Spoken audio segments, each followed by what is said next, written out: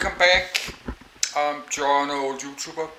It's Friday today and weekends. I just got a shower and shaving, so have a good Friday, have a good weekend. Let's read about steam engines, but I was to read about computer and computer processors and graphic cards. But I read this long time ago about steam engine, but back then I did not have any steam engine, but now I have a steam engine. I actually got two steam engines. I did buy this old Wilesco D16 with a 250 milliliter boiler, 0.25 liters. And they have kind of a double action, I think you call it pistons, I don't know what you call this. But it's both pull and push same time, so it's more stable. This one is only push. I think you call it a cylinder, so this vibrating a lot, this will shaking a lot when this is running. So I run this 2 times. But they don't have a water drain, so that's very hard to empty the water. You have to open the safety valve and put it upside down. So I need to get a bigger model with a water drain and a manometer for pressure stuff. So this one you can not have any, this one is very hard to empty. Actually probably we still have water inside. Yes, we still got water there because that's like impossible to get out. So this is why I keep this safety valve open. So that's some toy parts. That's some broken steam parts I maybe need because I'm thinking about to build my own steam engines. I will call Olsen steam engines. I could build my own boilers. So, but we'll not do that today. I still have this debt, $1,000 every month, and I have a low pension. I have my pension and a low income, and I have to pay like $1,000 every month on top of my normal bills on my rentless apartments. So that's $1,000 I could spend for something else. And because I'm paying so much $1,000, I'm spending money on my different kind of credits. I've got a shopping credits, a MasterCard credits. I've got 3 different kind of MasterCard credits I'm spending money on.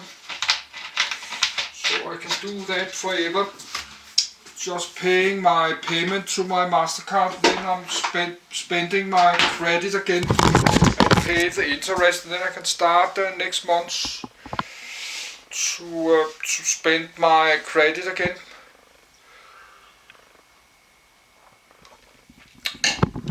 So I have to stop spending money from my credits, but I do it when I need cola. So, but let's read the steam engine again, and then we could read the boiler. Read the boiler after this. So, I'll just go a little bit, go home and sleep like 3 a.m. in the night. 3 or 4 a.m. in the night. I'm not sleep so much. But this camcorder have finished charging last many hours, and it takes like 24 hours to charge, so we have to empty some power from the camcorder. I have another long PDF.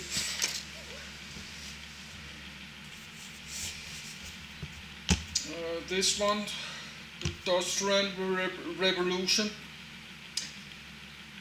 Read that tomorrow. And I have rebooted my computer, so now the The auto reading should work.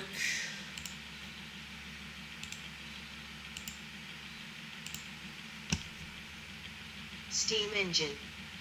A model of a beam engine featuring James Watt's parallel linkage for double action. A mill engine from Stott Park Bobbin Mill, Cumbria, England. A steam locomotive from East Germany. This class of engine was built in 1942-1950 and operated until 1988. A steam engine is a heat engine that performs mechanical work using steam as its working fluid. The steam engine uses the force produced by steam pressure to push a piston back and forth inside a cylinder. This pushing force can be transformed, via connecting rod and crank, into rotational force for work. The term steam engine is generally applied only to reciprocating engines as just described, not to the steam turbine. Steam engines are external combustion engines, 1, where the working fluid is separated from the combustion products. The ideal thermodynamic cycle used to analyze this process is called the Rankine cycle. In general usage, the term steam engine can refer to either complete steam plants, including boilers etc., such as railway steam locomotives and portable engines, or may refer to piston or turbine machinery alone, as in the beam engine and stationary steam engine. Although steam-driven devices were known as early as the Eolipile in the 1st century AD, with a few other uses recorded in the 16th century, in 1606 Geronimo de Irons y Beaumont patented his invention of the first steam-powered water pump for draining mines. 2. Thomas Savery is considered the inventor of the first commercially used steam-powered device, a steam pump that used steam pressure operating directly on the water.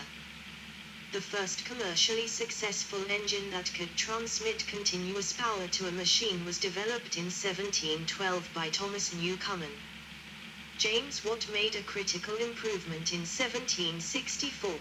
By moving spent steam to a separate vessel for condensation, greatly improving the amount of work obtained per unit of fuel consumed. By the 19th century, stationary steam engines powered the factories of the Industrial Revolution. Steam engines replaced sails for ships on paddle steamers, and steam locomotives operated on the railways. Reciprocating piston-type steam engines were the dominant source of power until the early 20th century, when advances in the design of electric motors and internal combustion engines resulted in a steam ploughing engine became a gradual replacement of steam engines in commercial usage. Steam turbines replaced reciprocating engines in power generation, due to lower cost, higher operating speed, and higher efficiency. 3. History. Early experiments. One recorded rudimentary steam-powered engine was the Eolipile described by Hero of Alexandria, a Greek mathematician and engineer in Roman Egypt in the 1st century AD.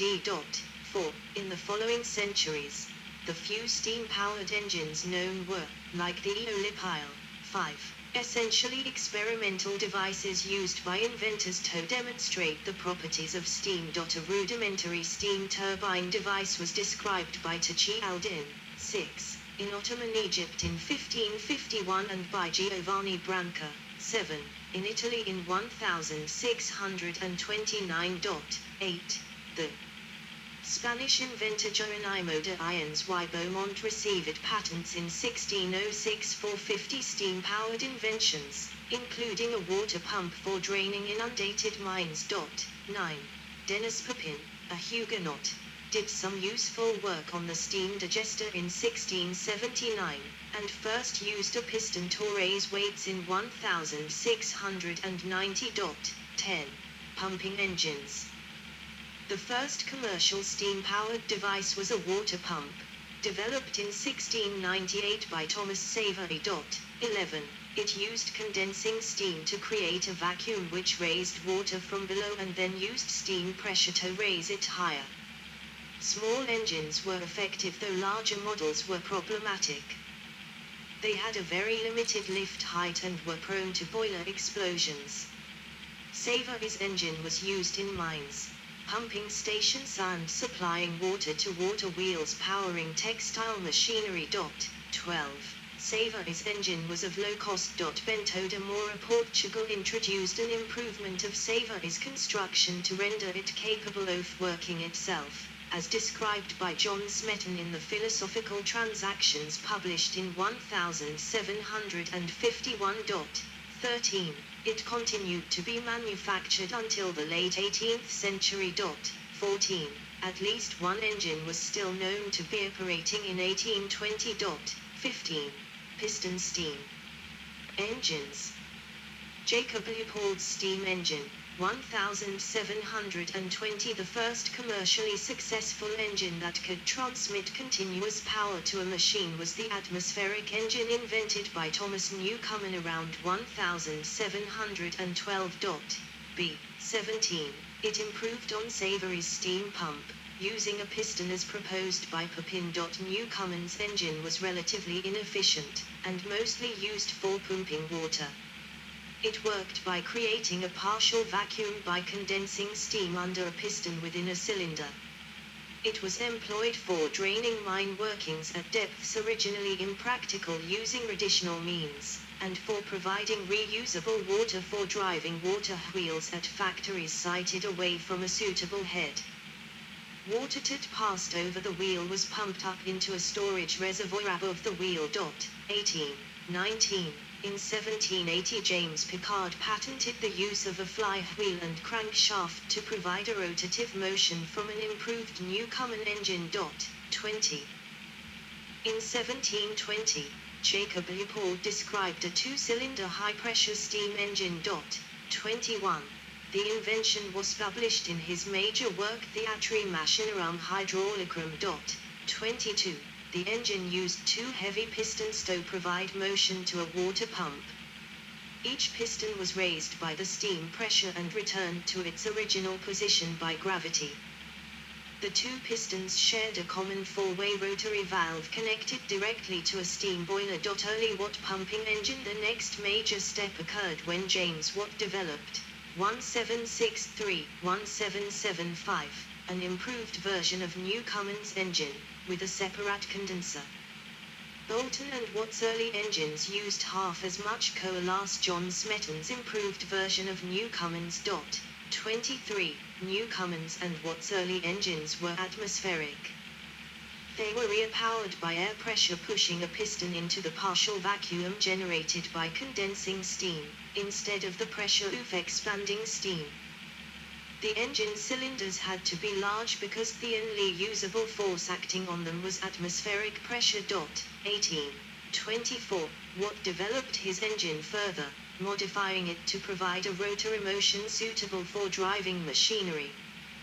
This enabled factories to be sited away from rivers, and accelerated the pace of the Industrial Revolution. 24. 18. 25. High-pressure engines. The meaning of high pressure, together with an actual value above ambient, depends on the era in which term was used. For early use of the term van Riemsdyk, 26, refers to steam being at a sufficiently high pressure that it could be exhausted to atmosphere without reliance on a vacuum to enable it to perform useful work. Ewing 1894, p. 22 states that Watt's condensing engines were known, at the time, as low pressure compared to high pressure, non-condensing engines of the same period.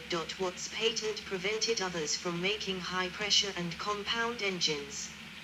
Shortly after Watt's patent expired in 1800, Richard Trevithick and, separately, Oliver Evans in 1801, 25, 27, introduced engines using high-pressure steam.